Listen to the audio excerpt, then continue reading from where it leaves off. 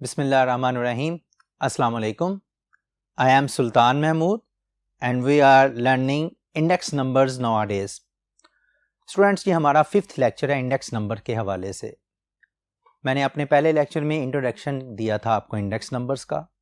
उसमें हमने ये देखा था कि सिंपल इंडेक्स नंबर कौन से होते हैं और कंपोजिट इंडेक्स नंबर्स कौन से होते हैं, और कुछ बेसिक टर्म्स हमने उसके अंदर पढ़ी थी। मसलन बेस ईयर की प्राइस क्या है, करंट ईयर की प्राइस क्या है, बेस ईयर की क्वांटिटी क्या है, करंट ईयर की प्राइस क्वांटिटी क्या है, और इसी तरह से आपके पास प्राइस रिलेटिव क्या होता है, क्वांटिटी रिलेटिव क्या होता है। हमारा सेकंड लेक्चर जब स्टार्ट हुआ तो वहाँ पर फिर मैंने आपको बेस ईयर के मुतल्लक डिफरेंट बेस ईयर्स लेकर इंडेक्स नंबर्स कैलकुलेट करना सिखाए कि आपका बेस ईयर पहला साल भी हो सकता है, आपका base ear middle of the year भी हो सकता है, आपका base year number of years के साथ कुछ एवरेज लेकर वहाँ पर भी हम बेस ईयर कर सकते हैं। एक चीज़ ये। फिर तीसरे लेक्चर के अंदर मैंने आपको बताया कि आपके पास अगर कंपोजिट इंडेक्स नंबर्स हों तो उस वक़्त आपने कैसे जो हैं अपने इंडेक्सेस जो हैं वो मालूम करने हैं। उसमें मैंने आपको डिफरेंट एवरेजेस के मतलब बताया कि हम ज्योमेट्रिक मीन को भी यूज़ कर सकते हैं, हम अरिथमेटिक मीन को भी यूज़ कर सकते हैं, हम मीडियन को भी यूज़ कर सकते हैं। ये वाला टॉपिक मैंने 2 दिन आपके साथ चलाया। तो अगले चौथा लेक्चर भी हमारा इसी टॉपिक से रिलेटेड था कि आपने सिंपल एवरेज फाइंड आउट करके, ज्योमेट्रिक मीन फाइंड आउट करके या मीडियन फाइंड आउट करके। और उसके साथ मैंने आपको लास्ट टॉपिक जो हमने किया था 4th लेक्चर के अंदर, वो हमारा टॉपिक था unweighted index numbers, unweighted aggregative index numbers. मैंने आपको उस दिन वेटेड इंडेक्स नंबर और अनवेटेड के मुतल्लिक बताया था कि जहां पर आपके पास प्राइस, जो आपके पास कमोडिटीज़ चल रही हैं, उनकी क्वांटिटीज़ ना दी गई हों या वेट्स ना दिए गए हों, तो हम उसको बोलते हैं कि वो अनवेटेड इंडेक्स नंबर्स होते हैं। और उसका हमने एक मेथड देखा उस अनवेटेड इंडेक्स नंबर्स का। वो मेथड जो था वो था हमारे पास सिंपल एग्रीगेटिव मेथड। अब सिंपल एग्रीगेटिव मेथड में हमने क्या क्या किया वो हमने लास्ट टाइम देखा था। आज जो हम करने लगे हैं वो आपके पास है वेटेड एग्रीगेटिव मेथड। अब वेटेड एग्रीगेटिव इंडेक्स नंबर्स कौन कौन से हैं? वेटेड एग्रीगेटिव इंडेक्स नंबर्स देखें, इसमें आपके पास जो है Laspeyres price index, Paasche's price index है और फिशर्स प्राइस इंडेक्स है। इनको वेटेड क्यों बोलते हैं? इनको इसलिए वेटेड बोलते हैं कि आपको जब प्राइसेस दी जाएंगी डाटा की, तो प्राइसेस के साथ आपको क्वांटिटीज़ भी अवेलेबल होंगी या आपको वेट्स भी अवेलेबल होंगे। तो वेट्स हों या क्वांटिटीज़ हों जिसमें कि आपको हर कमोडिटी से रिलेटेड उसकी रिलेटिव इंपॉर्टेंस का भी पता चल जाए, तो ऐसे इंडेक्स नंबर्स को हम बोलते हैं कि वो वेटेड इंडेक्स नंबर्स हैं। और उनको कैलकुलेट करने का एक मेथड है weighted aggregative method. Weighted aggregative method में क्या होता है? मैंने लास्ट टाइम बताया था कि एग्रीगेटिव का मतलब है कि आपने टोटल्स ले लेने हैं, सम्स निकाल लेने हैं, और सम्स के बाद जो है वो अपन डिफरेंट सम्स को डिवाइड करके आपका वेटेड एग्रीगेटिव इंडेक्स निकल आता है। हमारे पास जो weighted aggregative index numbers available हैं जो आपके सिलेबस के अंदर हैं, वो आपके पास हैं लेस्पेयर प्राइस इंडेक्स, ये बेस ईयर वेटेड है। मतलब क्या है इसका, अभी बात करते हैं इस पर। इसी तरह से आपके पास है पाशियस प्राइस इंडेक्स, ये करंट ईयर वेटेड है। और फिशर्स प्राइस इंडेक्स जो है ये ज्योमेट्रिक मीन है। किसका ज्योमेट्रिक मीन है, इस पे भी बात करते हैं। तो सबसे पहले हम बात करते हैं लेस्पेयर्स प्राइस इंडेक्स की। देखें, लेस्पेयर प्राइस इंडेक्स का मैंने ये फार्मूला आपके सामने लिखा है। इस फार्मूले के अंदर आप नोट करिएगा कि पी नोट एन जो है ये किसी भी जनरल रिलेटिव प्राइस रिलेटिव को लिखने का एक तरीक़ाकार है।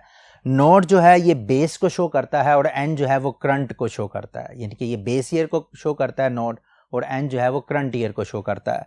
यहाँ पर ये इसका फार्मूला मैंने लिखा है बेस ईयर, ये आपके पास है बेस ईयर वेटेड इंडेक्स, यानी कि इसमें जो क्वांटिटीज़ ली जाती हैं वो बेस ईयर की क्वांटिटीज़ को कंसिडर किया जाता है और उसके बाद जो है ये इंडेक्स नंबर कैलकुलेट किया जाता है। इसका formula summation P N Q nought divided by summation P not Q nought multiplied by 100। कोई भी इंडेक्स हो उसको हमने परसेंटेज की फॉर्म में शो करना होता है।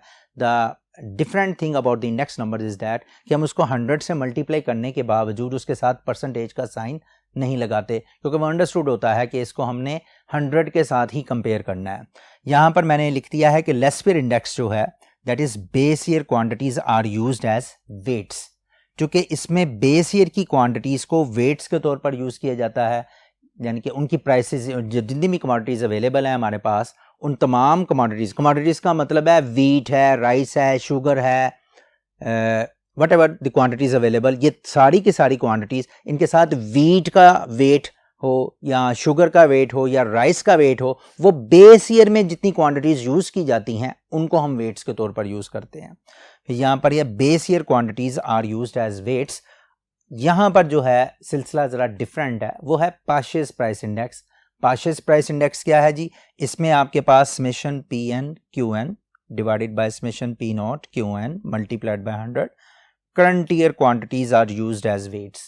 इसमें करंट ईयर की क्वांटिटीज को यूज वेट्स के तौर पर यूज किया जाता है। इसमें यह नहीं होता कि एक बेस ईयर लिया है तो आगे चाहे जितने 10 साल के बाद भी आपने इंडेक्स मालूम किया है तो उसी बेस ईयर की क्वांटिटी के मुताबिक यूज किया है, ऐसा नहीं है। इसमें क्या है कि आपके जो आगे साल मूव करते जाते हैं आपका बाइंग पैटर्न चेंज होता रहता है। जारी बात है, जब आप क्वांटिटीज बदलेंगे, आप फर्ज कर लें पहले जो है वो आप चावल ज़्यादा इस्तेमाल करते थे, लेकिन जो वक्त गुजरता जाता है आपने ये देखते हैं कि ये चावलों की अफादियत इतनी नहीं है तो मैं चावल जो है वो कम मिकदार में इस्तेमाल करूं, तो वो करंट ईयर क्वांटिटीज़ को फिर हम बेस के तौर पर यूज़ करते हैं। तो आपकी क्वांटिटीज़ ईयर टू ईयर जो है वो चेंज होती रहती हैं। तो यहाँ पर पार्शियस इंडेक्स जो है that is current year quantities are used as weights. इसमें करंट ईयर की क्वांटिटीज़ को वेट्स के तौर पर यूज़ किया जाता है। नेक्स्ट आपके पास है फिशर्स प्राइस इंडेक्स। अच्छा, फिशर्स इंडेक्स में मैंने अभी बात की कि Fisher's index is the geometric mean.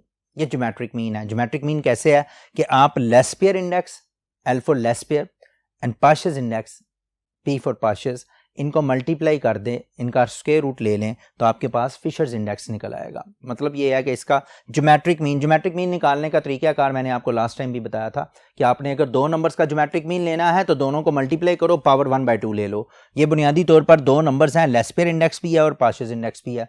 इन दोनों को अगर आप मल्टीप्लाई करके अंडर रूट ले लेंगे तो you will get Fisher's index. अब फिशर्स इंडेक्स क्या होता है? ये इसके जो दोनों के ड्रॉबैक्स हैं उन दोनों को कवर कर लेता है फिशर्स इंडेक्स, लेकिन ये बहुत कम इस्तेमाल में आता है। आपके पास ज़्यादातर जो इंडेक्स यूज़ किया जाता है वो आपका लेस्पियर इंडेक्स है। हम आगे चल के इनके एडवांटेजेस और डिसएडवांटेजेस को भी देखते हैं, लेकिन पहले जो है इस चीज़ को समझ लें, इसके अंदर क्यू नोड है ऊपर और नीचे, इधर जो है वो क्यू एन है ऊपर और नीचे, करंट ईयर की क्वांटिटीज़। ये क्या है? आपकी बेस ईयर की क्वांटिटीज़। यहाँ पर आप देखें P N over P nought, ये आपका प्राइस रिलेटिव है। ये भी P N over P nought price relative है।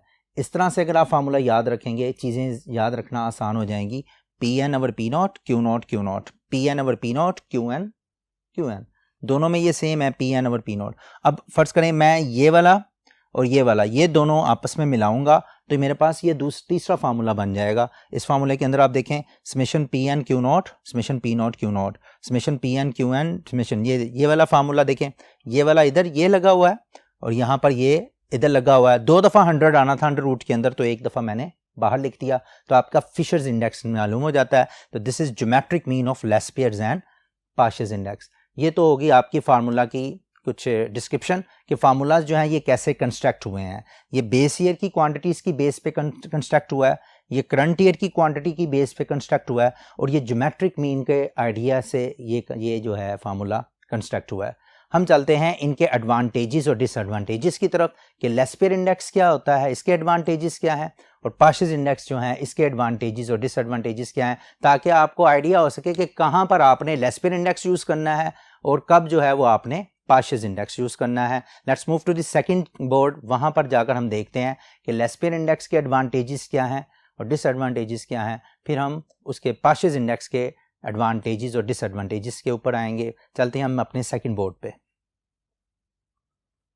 जी स्टूडेंट, जो हमने लेस्पियर, पार्शियस और फिशर्स इंडेक्स डिस्कस किए हैं, इनमें से लेस्पियर और पार्शियस की बेस के ऊपर चूंकि फिशर्स बनता है तो हमें जो है सिर्फ लेस्पियर इंडेक्स को पहले हम चेक करते हैं कि इसके एडवांटेजेस और डिसएडवांटेजेस क्या हैं। So advantages and disadvantages of Laspeyres index. Advantages इसके क्या हैं? पहली चीज, it requires quantity data from only the base period. अगर हमारे पास सिर्फ बेस पीरियड की क्वांटिटी का डाटा है तो हम इसको कैलकुलेट कर सकते हैं। मसलन आपने 2010 का डाटा अगर आपके पास मौजूद है, 2010 में जो लोग क्वांटिटीज़ को यूज़ करते थे, आपने उतनी इतनी क्वांटिटीज़ का एक डाटा ले लिया, वही डाटा जो है 2015 में भी यूज़ किया जा सकता है। यानी कि 5 साल के बाद आप उसी क्वांटिटी पैटर्न को मद्देनज़र रखते हुए अपना इंडेक्स जो है वो कैलकुलेट कर सकते हैं। तो आपको दोबारा से रीकैलकुलेट या रीएवैल्यूएट करने की ज़रूरत नहीं है या रिकलेक्ट करने की ज़रूरत नहीं है उससे रिलेटेड, बेस ईयर से रिलेटेड क्वांटिटीज़ को। तो आपकी बेस ईयर क्वांटिटीज़ जो हैं वो फिक्स रहती हैं, 5 साल के बाद भी, 10 साल के बाद ही हम ये एज्यूम करते हैं, और जिसकी बेस के ऊपर आपका जो है ये वाला इंडेक्स जो है वो कैलकुलेट किया जाता है। दूसरी चीज़, it gives more meaningful comparison over time, यानी कि टाइम टू टाइम जो है ये ज़्यादा मीनिंगफुल कंपैरिजन देता है कि एक टाइम में बेस ईयर में इतनी क्वांटिटीज़ यूज़ की जाती थी, उसकी बेस के ऊपर वो इंडेक्स नंबर क्या निकला था और बेस ईयर के बाद जो इंडेक्स नंबर है वो क्या निकला था, इनको हम आपस में कंपेयर कर सकते हैं। तीसरी चीज़ है, this index is more widely used such as consumer price index. Consumer price index जो है, this is more widely published index. Government of Pakistan भी CPI जो है वो इंट्रोड्यूस करवाती है, अपने पब्लिश करती है। इसी तरह डिफरेंट कंट्रीज़ की जो हैं हुकूमतें वो अपना CPI जो है वो बहुत ज़्यादा इंट्रोड्यूस करवाती हैं, और CPI को कैलकुलेट करने के लिए हम aggregative method, less pair aggregative method use करते हैं, जिसमें कि बेस ईयर की क्वांटिटीज़ को वेट्स के तौर पर यूज़ किया जाता है। पाकिस्तान का जो बेस ईयर है इस टाइम पे वो 2002 है। 2002 is taken as a base year for the Pakistan consumer price index number. उसकी बेस के ऊपर जो है वो आपका ये वाला जो है CPI जो है वो कैलकुलेट किया जाता है। इसके बाद है, the changes in the index can be attributed to changes in the price. आपने ये देखना है कि इंडेक्स के अंदर जो तब्दीली आ रही है वो प्राइस की वजह से आ रही है, क्योंकि क्वांटिटीज तो आपकी फिक्स हैं, बेस ईयर की क्वांटिटी एक ही जगह पर फिक्स है, आपकी prices year two year change हो रही हैं, तो आपके पास जो इंडेक्स है वो प्राइसेस की बेस के ऊपर डिफाइन किया जा सकता है। इसके बाद इसका डिसएडवांटेज क्या है इस इंडेक्स का, कि it does not reflect changes in the buying pattern over time. ये बाइंग पैटर्न ओवर टाइम को रिफ्लेक्ट नहीं करता। क्या मतलब है इसका, कि आपका बाइंग पैटर्न चेंज हो जाता है, आपके टेस्ट चेंज हो जाते हैं, आपने जो चीज़ें पहले इस्तेमाल करते थे वो जो चीज़ें हैं वो आप साइड पे लगा देते हैं और जो नई चीज़ें इस्तेमाल करना शुरू कर देते हैं।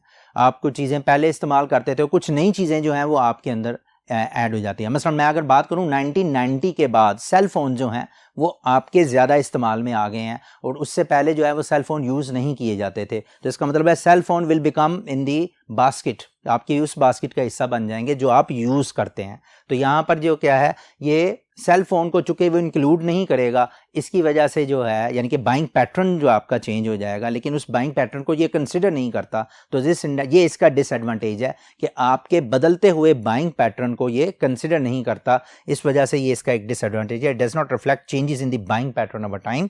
फिर it may overweight goods whose prices increase, जिसकी प्राइसेस बढ़ जाती हैं उनको ये ओवरवेट, उनकी इंपॉर्टेंस को बढ़ा देता है।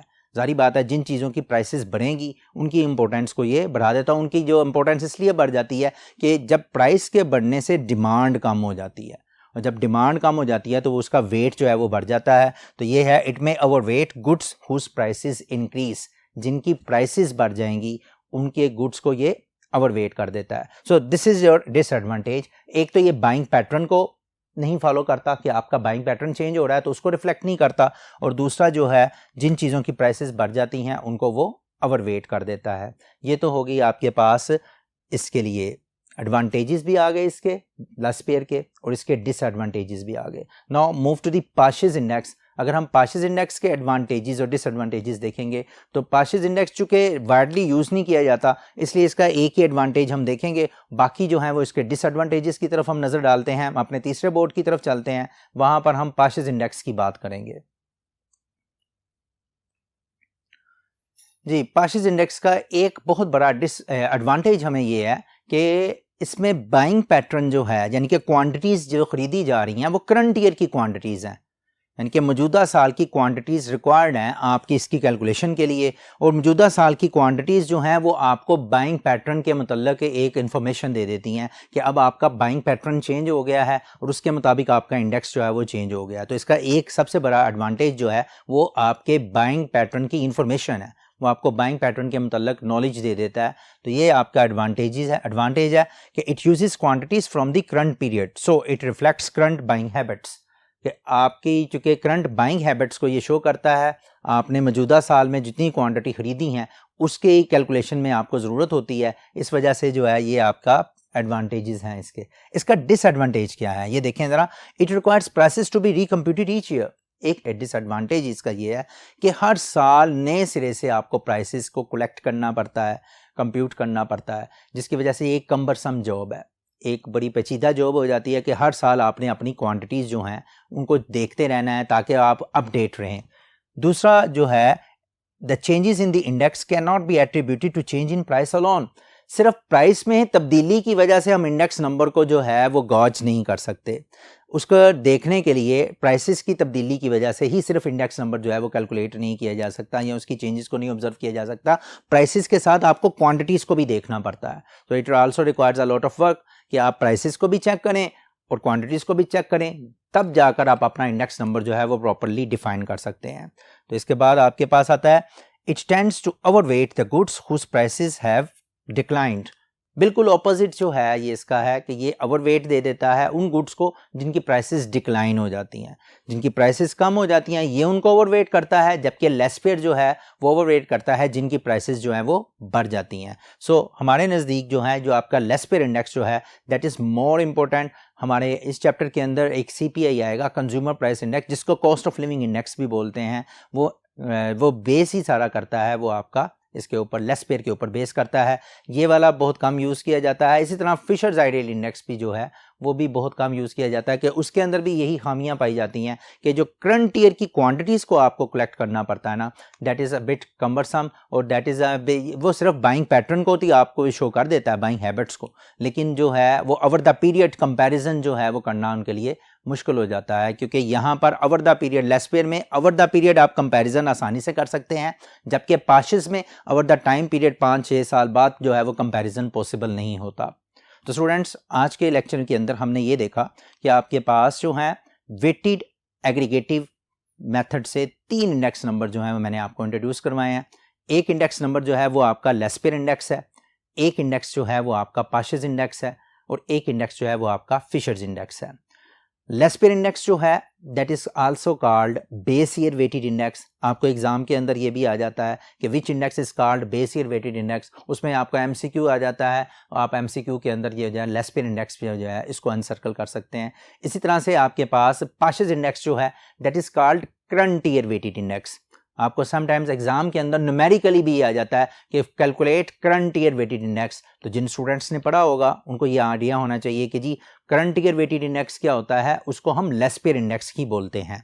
और फिर लास्ट में आपके पास जो है अगर आपको लेसपेयर और पाशिस इंडेक्स अवेलेबल हों तो you can easily find out Fisher's index. हम अपने नेक्स्ट लेक्चर के अंदर इनके न्यूमेरिकल एस्पेक्ट्स की तरफ आएंगे कि हमारे पास किस तरह का डाटा अवेलेबल होता है और इस तरह के किस तरह से जो है हम इन इंडेक्स नंबर्स को कैलकुलेट करते हैं, जिसमें आपके पास करंट ईयर की प्राइस भी होगी, बेस ईयर की प्राइस भी होगी, करंट ईयर की क्वांटिटी होगी और बेस ईयर की क्वांटिटी होगी। उस लेक्चर में हम देखेंगे कि आपका न्यूमेरिकली इन तीनों मेथड के ज़रिए इंडेक्स नंबर कब तक कैसे कैलकुलेट किया जाता है। तब तक के लिए आप अपना ख्याल रखिएगा। अल्लाह हाफिज़।